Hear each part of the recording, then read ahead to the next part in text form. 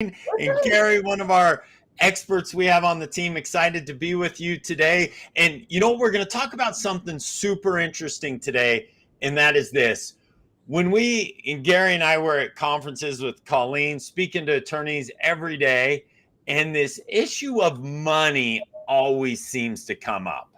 Meaning, if you're a PI attorney, they'll say, oh, my percentages are higher than everybody else's. Or if you're family law or estate planning or criminal, they'll say, oh, my retainer's higher than my competition. And so as we're talking today, I want to propose a very interesting statement to both of you, and that is this: money is not the issue. Money is not the issue. And we get too caught up in thinking that it's about the money, but in reality, it's not. Because if I were to ask everyone listening right now if they drive the cheapest car they could find, they would most certainly say no. So wait, but I thought it was about money. But money isn't the issue. And so as we talk for just a few minutes today in our live, I want Colleen and Gary, I want to share with you whether or not, first, I want you to tell me whether or not you believe that statement, that money actually is not the issue. And two, what would you say to an attorney who believes it is? So we'll start with, who's going to start us today? Wait, someone asked to start. I'll start, I suppose. Okay. So Gary, first, do you believe the statement that money's not the issue? And second, what would you say to an attorney who says it is?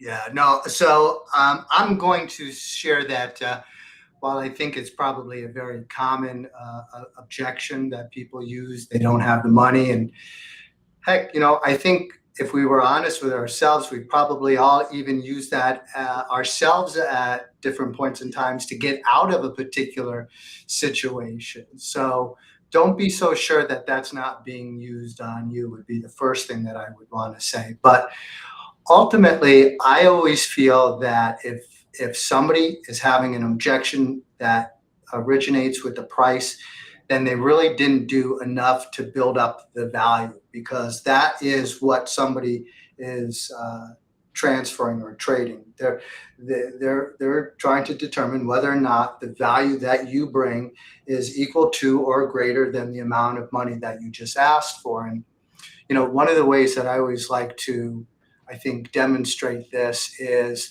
that if an attorney shared that their retainer was $5,000, they could very well get pushed back, and that could, if the value hadn't been created and there wasn't an easier way to do business, the prospect could easily hide behind that smoke screen or objection of not being able to afford it. But think about this for a minute. And it's interesting because you brought up cars in this analogy, and I like to use this too. I bet for every single person who said, I can't afford the $5,000 retainer, if you let them know that they could buy a brand new 2024 Ferrari that and it was $5,000, I would be willing to bet almost anything that they'd come up with the $5,000, because they saw the value in buying a $300,000 car for $5,000. So my long-winded answer to say I don't think money is a legitimate objection 9 out of 10 times. Awesome. Colleen, what about you? So I think that, we've been doing this for a very long time. I myself have talked to thousands of consumers on the phone calling us looking for attorneys, and everybody is price conscious now, I think more than ever. And I think what happens is that the money conversation on both the consumer and the attorney part happens before, like Gary was saying, we can even talk about the value. So we had a colleague in-house who needs a will, and he used Lawyer.com to find a local lawyer. And he spoke to 2 lawyers, and I said, who are you going to go with? And he goes, the cheaper one. And I go, but how do you know if the cheaper one is the better one? So I feel like we have to figure out how to better change that conversation so that it's not always about money. Because, you're calling the lawyer on your worst day of your life most of the times, right? Money shouldn't be the first thing that you talk about. It should be, I need help. Okay, how can I help you? I have helped other people. Show the value, and then you can talk money. And that's so true. And to make even an additional point, years ago, I was getting a new garage door on my house, and I called around, and it was like $1,500. This was years ago before hyperinflation, right? And so it was $1,500 for this guy, $1,400 for this guy, and then I called another person, and he was $700.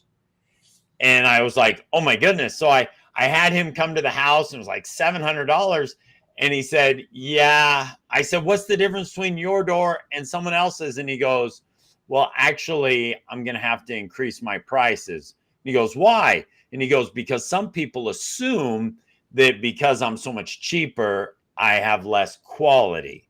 So we also run into that roadblock as well, because there is a perceived value when it's, when you're appropriately priced. Now, I'm not saying that we raise our prices so that we price everyone out of the market. But what I am saying is you bring tremendous value to the people that you work with.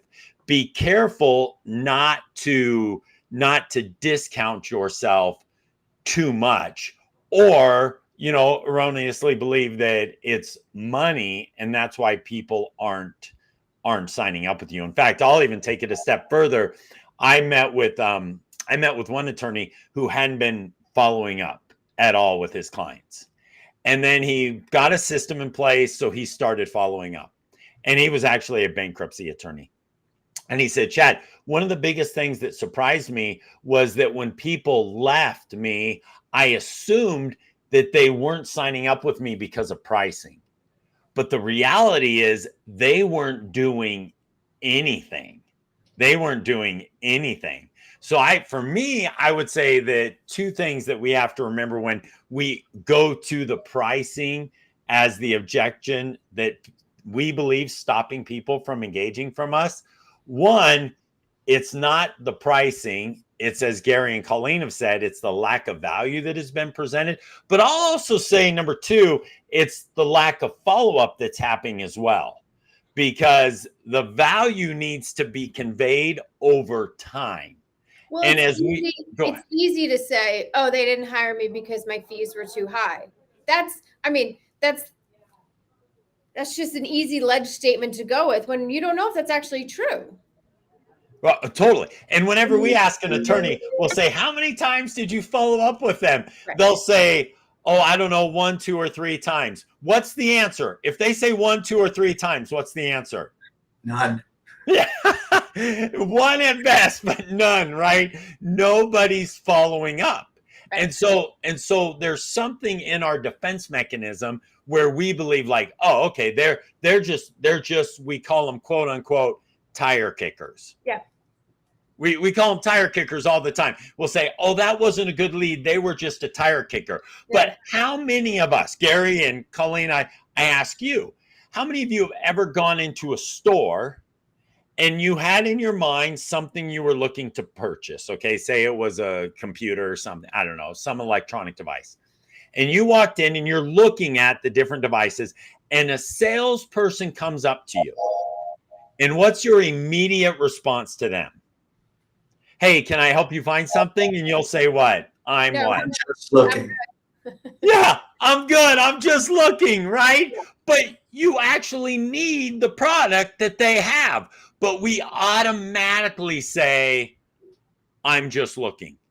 And that's why we also have to be careful as attorneys that we're not too quick to say, oh, they're just tire kickers, or they're just looking, because everybody is just looking. Now, let me ask you this, as we're in this conversation about money, and how you've both said that money isn't as big of a factor as we sometimes perceive it to be. When should they be bringing up the price, if it's for a retainer or the percentage on a contingency? Do you find that, and let me ask you this question, Colleen, Gary, do you feel like attorneys bring it up too soon in the conversation? And majority, we're gonna put them in a group here. Do you think that the majority of the attorneys bring up that conversation too soon or too late? I think you've got to do it post sale, right? Post sale meaning you've got them hooked. You've shown the value, and you know in their tone, boom, you got them. That's when you bring up the price. If you bring up the price before you've had the opportunity to sell yourself, sell your value, sell your expertise, they're just going to have sticker shock because they have no idea, right? The average person hires a lawyer between every 7 to 10 years. This is new to them. And if all of a sudden you're saying, oh yeah, I need $5,000, it's going to be like, oh, what? Okay, so Colleen, you say you bring up the pricing after they've been sold, and I love that. I love that. I'd love to hear Gary's take on that. But my question to you would be, do you believe most attorneys or the intake specialists on the team, do you believe they do that? Or do you think they tend to say it too soon? Too soon. Too soon. Okay, Gary, what about you? So I want to answer the first part or the last part first, and that is I agree with Colleen. I think not only, Chad, do they bring it up too soon, but they have a state change when they do, meaning like their body language changes, the rate at which they talk changes. Like so many unspoken cues are given off that the attorney is uncomfortable, that that energy is transferred over to the prospect, and they too feel uncomfortable about the process. But well, what do we teach, Gary? We teach that at Lawyer.com in our trainings, we'll talk about people matching your energy, right? People match your energy. And so to your point, Gary, when they do have a change of state, so does the client. So does the client. But go ahead, I cut you off. Oh, no, not at all. And the first part of the question is, when do I bring it up? And I am agreeing with Colleen that once they are sold, I'm waiting for them to ask me how much, because when they say how much, that's a pretty darn good buying signal. So that's when it's brought up. And one thing that and I know we don't have a lot more time, but one thing that we need to be better at, everyone, when it comes to that prior to asking for the money or prior to the sell being completed, is making sure that you do marinate in their pain for a moment, making sure that they understand that you know their pain. And we sometimes want to rescue, all of us by nature, especially attorneys that know they can rescue. They're so quick to rescue and help them before the client or potential new client has fully marinated in that pain. Because if the pain is sufficient, the price will be paid. If that pain is sufficient, they are willing to pay that price. And so as we think about that objection that we get a lot, it being money, just think about what Colleen has shared with us, what Gary has shared with us when it comes to money, that it's not as big of an issue. And it comes back to one of the things that, Colleen, you're so good at teaching about, is having that abundance mindset and not being caught up in scarcity. Right. And worried that, oh no, they're going to think I'm too high, because so many of us have those discussions in our head that causes us from really helping them see the value that you have. Well, and you know, in particular, the consequences are so much more severe in most situations where somebody needs to hire an attorney. You really need to focus the direction back to the problem. You know, do you want a solution that's cheap, or do you want the best outcome possible? So it's getting them to focus on really the right thing. Yeah. I love that. Love that. Love that, Gary. Love what you shared, Colleen. Anything else before we move on? What a great live it was. Thanks for the insights. Thanks for the direction. Everyone have an amazing day. We'll see you all. Thanks, guys. Bye.